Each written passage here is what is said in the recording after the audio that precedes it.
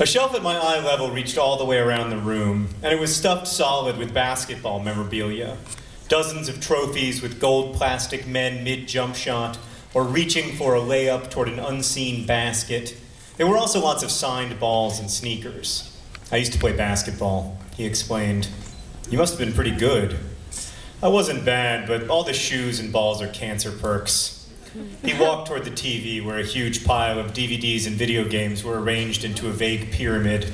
I was like the prototypical white Hoosier kid, he said. I was all about resurrecting the lost art of the mid-range jumper. But then one day I was shooting free throws, just like standing at the foul line at the North Central gym, shooting from a rack of balls, and all at once I couldn't figure out why I was methodically tossing a spherical object through a toroidal object. It seemed like the stupidest thing I could possibly be doing. I started thinking about little kids putting cylindrical pegs through circular holes and how they do it over and over again for months when they figure it out, and how basketball was basically just a slightly more aerobic version of that same exercise. Anyway, for the longest time, I just kept sinking free throws. I hit like 80 in a row, but as I kept going, I felt more and more like a 2-year-old. And then for some reason, I started to think about hurdlers. Are you okay? I'd taken a seat on the corner of his unmade bed. I wasn't trying to be suggestive or anything. I just got kind of tired when I had to stand a lot. I'd stood in the living room, and then there had been the stairs, and then more standing, which was quite a lot of standing for me, and I didn't want to faint or anything. I was a bit of a Victorian lady, fainting-wise. I'm fine, I said, just listening. Hurdlers? Yeah, hurdlers. I don't know why. I started thinking about them running their hurdle races and jumping over these totally arbitrary objects that had been set in their path. And I wondered if hurdlers ever thought, you know, this would go a lot faster if we just got rid of the hurdles. This was before your diagnosis, I asked? Right, well, there was that too. He smiled with half his mouth.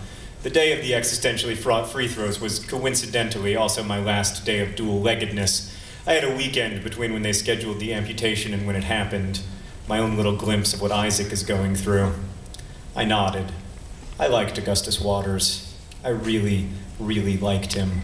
I liked the way his story ended with someone else. I liked his voice. I liked that he took existentially fraught free throws. I liked that he was a tenured professor in the Department of Slightly Crooked Smiles. And I liked that he had 2 names. I've always liked people with 2 names because you get to make up your mind what you call them. Gus or Augustus. Me, I was always just Hazel. Univalent Hazel. So what's your story? He asked, sitting down next to me at a safe distance. I already told you my story. I was diagnosed when I... No, not your cancer story. Your story. Interests, hobbies, passions, weird fetishes, etc. I said, don't tell me you're one of those people who becomes their disease. I know so many people like that. It's disheartening, like cancer is in the growth business, right? The taking people over business. But surely you haven't let it succeed prematurely. It occurred to me that perhaps I had. I struggled with how to pitch myself to Augustus Waters, which enthusiasms to embrace. And in the silence that followed, it occurred to me that I wasn't very interesting. I'm pretty unextraordinary.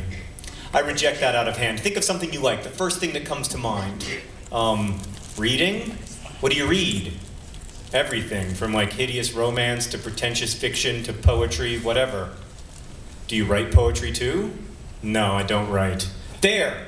Augustus almost shouted. Hazel Grace, you are the only teenager in America who prefers reading poetry to writing it. This tells me so much. You read a lot of capital G great books, don't you?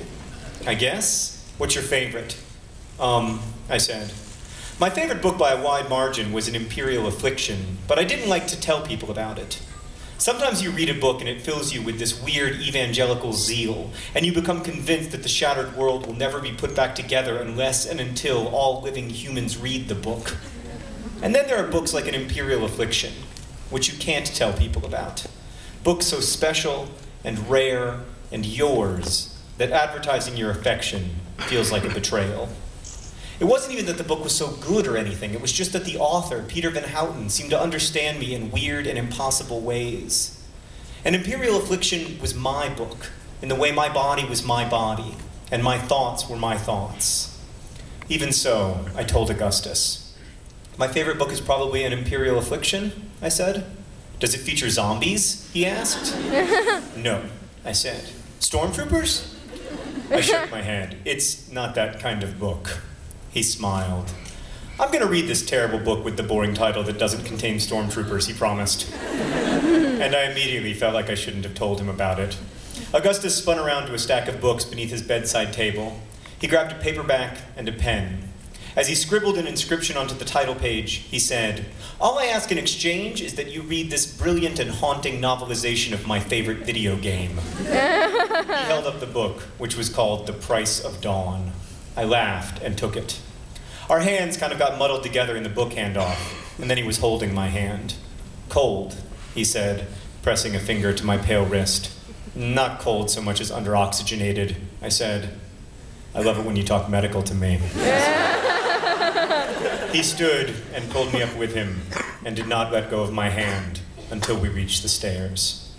Later, back at my house, I put the car into park and looked over at him. He really was beautiful. I know boys aren't supposed to be, but he was. "Hazel Grace," he said, my name new and better in his voice. "It has been a real pleasure to make your acquaintance." "Ditto, Mr. Waters," I said. I felt shy looking at him. I couldn't match the intensity of his water blue eyes. "May I see you again?" he asked. There was an endearing nervousness in his voice. I smiled. "Sure. Tomorrow?" he asked. "Patience, Grasshopper," I counseled. "You don't want to seem overeager." "Right, that's why I said tomorrow," he said. "I want to see you again tonight, but I'm willing to wait all night and much of tomorrow." I rolled my eyes. "I'm serious," he said. "You don't even know me." I grabbed the book from the center console. "How about I call you when I finish this?" "But you don't have my phone number," he said. "I strongly suspect you wrote it in the book." He broke out into that goofy smile. "And you say we don't know each other."